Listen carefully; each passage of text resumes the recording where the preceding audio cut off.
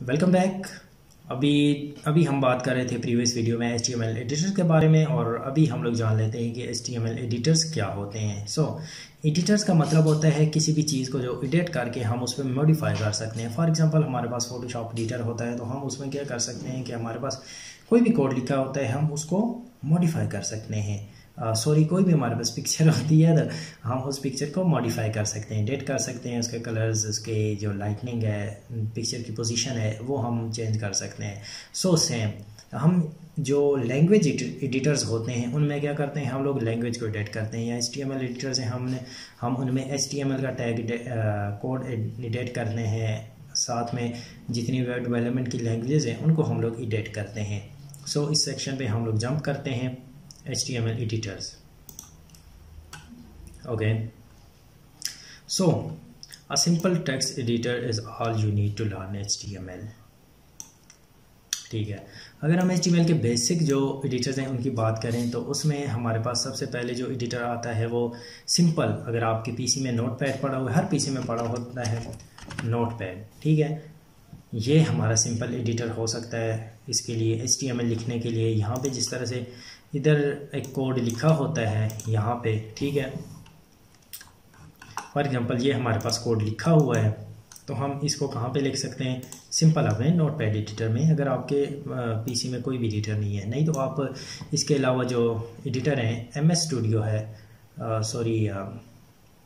Visual studio है, आप उसको डाउनलोड कर सकते हैं, जो कि एक बेस्ट एडिटर है। सबलाइम टेक्स्ट है, उसके अलावा नोटपैड प्लस प्लस है, ड्रीम वीवर एटसेट्रा एटसेट्रा, बहुत सारे जो एक HTML एडिटर्स हैं या वेब डेवलपमेंट टूल्स आते हैं, उनको आप डाउनलोड करके तो उसमें आप अपना सारा वेबसाइट का कोड लिख सकते हैं। फॉर एग्जांपल अभी हम इसमें नोटपैड में लिखने की कोशिश करते हैं, ये वाला यहीं से मैं कॉपी कर लेता हूँ, ठीक है।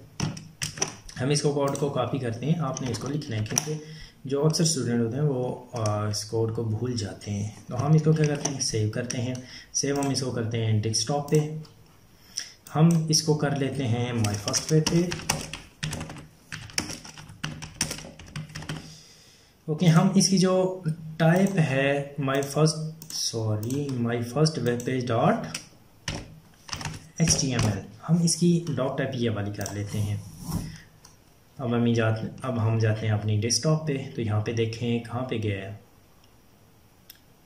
.html, ये तो ओनली फाइल का नेम आई थिंक हमने .html ओनली रखा है। तो अगर हम इसको ओपन करते हैं, हम ऑलवेज क्रोम कर लेते हैं, देख लें my first heading, my first page, जैसा यहाँ पे शो हो रहा था वैसा ही, इसके साथ तो इसने राइट दिया नहीं हुआ। यहाँ पे देखें, हम करें तो ये देखें, this is a heading, this is a paragraph. Same जो उधर यहाँ पे अगर हेडिंग की जगह इसने दिस इज़ हेडिंग लिखा हुआ है और दिस इज़ पैराग्राफ लिखा हुआ है, मतलब सिंपल हम नोटपैड को भी यूज़ करके इसको HTML को लिख सकते हैं। हम बैक मूव करते हैं अपने इधर ही W3 स्कूल्स के एडिटर पे, हम HTML बेसिक्स पे मूव करते हैं। ओके, अभी इसमें बेसिक में क्या बताया हुआ है, what is doctype declaration क्यों करते हैं, जो कि हम प्रीवियस में पढ़ चुके हैं। अब HTML हेडिंग्स, ये भी हम पीछे देख सकते हैं, लेकिन अभी हम इसको डिटेल्स में देखते हैं। HTML हेडिंग क्या होती है भाई, HTML headings H1 to H6 होती है, मतलब जो HTML हेडिंग होती है उसके 6 लेवल होते हैं, लेवल 1 to लेवल 6। जो लेवल 1 की हेडिंग होती है वो सबसे बड़ी होती है, इसी तरह जिस तरह लेवल डाउन होता जाता है हेडिंग, उतनी हेडिंग का साइज छोटा होता जाता है। अगर H1 टैग है तो उसका मतलब है हेडिंग लेवल 1 है, फर्स्ट लेवल की हेडिंग है, मतलब सबसे बड़ी हेडिंग है। और अगर हेडिंग जो है वो 6 लेवल की है, H6 है, तो उसका मतलब है हेडिंग जो है वो क्या है, सबसे ज़्यादा हेडिंग जो है वो सबसे ज़्यादा छोटी है। इसके बाद हम इसकी एग्जांपल पे अगर जाएं तो उसके बाद हम कहेंगे this is heading 1, this is heading 2 and this is heading 3। Okay, इसको हम करते हैं ट्राई इट योरसेल्फ पे जाते हैं, तो ये आप देख लें हेडिंग 1 ठीक है is larger than heading 2 and heading 2 is larger than heading 3, so on. इसका साइज जो है वो डिक्रीज होता जाता है depending on the level of headings. Okay, let's go back. Close it. यहाँ पे जाते हैं HTML paragraph. So what does paragraph do, paragraph tag do, ठीक है। ओके जी, इसमें क्या होता है, HTML paragraphs are defined with the p tag. So paragraph क्या होता है, कोई भी लाइंस ऑफ टेक्स्ट होती हैं जो कुछ सेंटेंसेस टुगेदर हों तो वो पैराग्राफ बन जाता है। सो सेम यहाँ पे भी अगर आपने पैराग्राफ लिखना है तो आपने उसको p टैग में यूज़ करना है। p टैग में आप क्यों यूज़ करते हैं, क्योंकि अगर आपने देखो पैराग्राफ बहुत ज़्यादा अलाइन होता है। पैराग्राफ, कुछ पैराग्राफ जो होते हैं उसके जो वर्ड्स हैं वो बोल्ड होते हैं, कुछ के होते हैं एम्फेसाइज करके होते हैं। सो आपने क्या करना है, ऑलवेज आपने p टैग यूज़ करना है ताकि आप इसके ऊपर पैराग्राफ की प्रॉपर्टीज़ अप्लाई कर सकें। आप इस पैराग्राफ को अपनी नीड के अकॉर्डिंग आप इसको क्या कर सकें, कस्टमाइज़ कर सकें। सो इसीलिए पैराग्राफ टैग यूज़ किया जाता है। सो नेक्स्ट अगर हम HTML लिंक्स के ऊपर जाएं तो HTML लिंक्स क्या करते हैं, what is HTML link. Link हमें क्या करता है, लिंक हमें क्या करता है, एक जो प्लेस होती है उससे दूसरी प्लेस के साथ हमें कनेक्ट करता है, उसके बीच जो ब्रिज का काम करता है। सो लिंक क्या करते हैं, फॉर एग्जांपल अभी ये एक बटन है, ये आपको जो स्क्रीन पे नज़र आ रहा है, ट्राई इट योरसेल्फ, ये जिसके ऊपर मेरा हैंड मूव कर रहा है, ये अभी एक बटन है, ठीक है। इस बटन के ऊपर जैसे ही मैं क्लिक करूँगा तो ये बटन क्या करेगा, देखें इसने एक नई चीज़ ओपन कर दी है। सो ये नई चीज़ कैसे ओपन हुई है, अब ये वाला जो पेज है और यहाँ पे इस पेज में ये जो बटन है, अब इस बटन ने कैसे ये वाला लिंक ओपन कर दिया। सो इसके पीछे क्या है, इस बटन के पीछे एक लिंक और एक URL पेस्ट किया गया है जो कि यहाँ पे हम लिंक के टैग में हम लोग पढ़ेंगे, हम लोग लिंक्स के बारे में जो एक्रोनिम टैग होता है उसमें पढ़ेंगे। तो इस टैग ने क्या किया, इसके पीछे जो एड्रेस था हमें उस एड्रेस पे लेके चला गया है, ठीक है।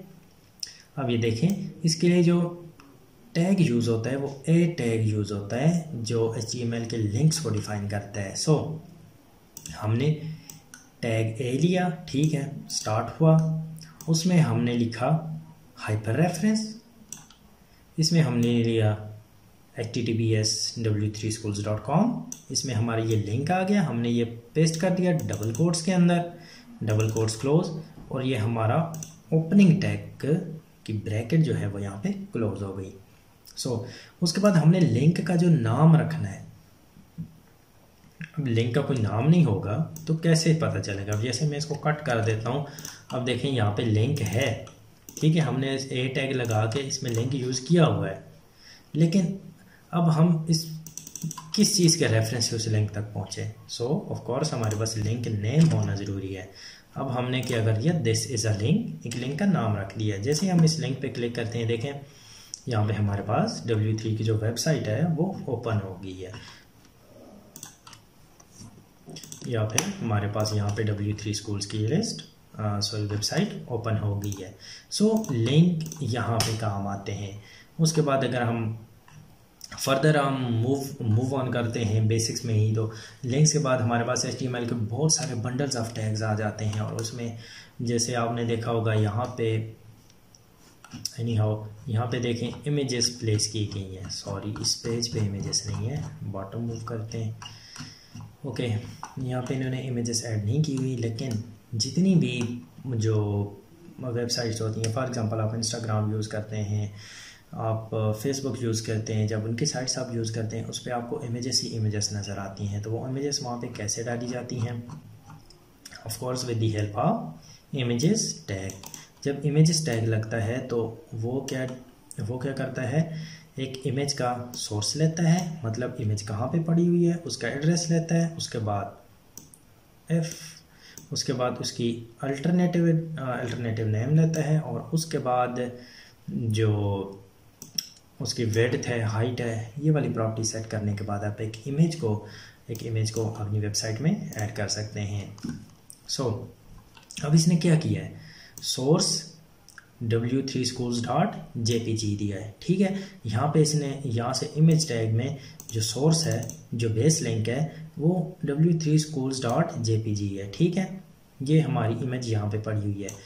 अगर अल्टरनेटिव फॉर एग्जांपल हमारी ये इमेज यहाँ पे हमारी शो नहीं होती, अब मैंने इसको चेंज कर दिया, अब देखें यहाँ पे शो नहीं हो रही, तो इसके लिए इसने अल्टरनेट जो टेक्स्ट डिस्प्ले किया है कि ये आपकी कौन सी इमेज में फॉल्ट आया है। लेट्स से ये वेबसाइट से बहुत सारी बंडल्स ऑफ इमेजेस हैं, उसमें एक इमेज बीच में से गायब हो जाती है, करप्ट हो जाती है, उसका लिंक जो है वो ठीक नहीं काम करता, तो उसको आप कैसे काउंटर डाउन करेंगे कि ये जो लिंक है ये क्यों नहीं ओपन हो रहा।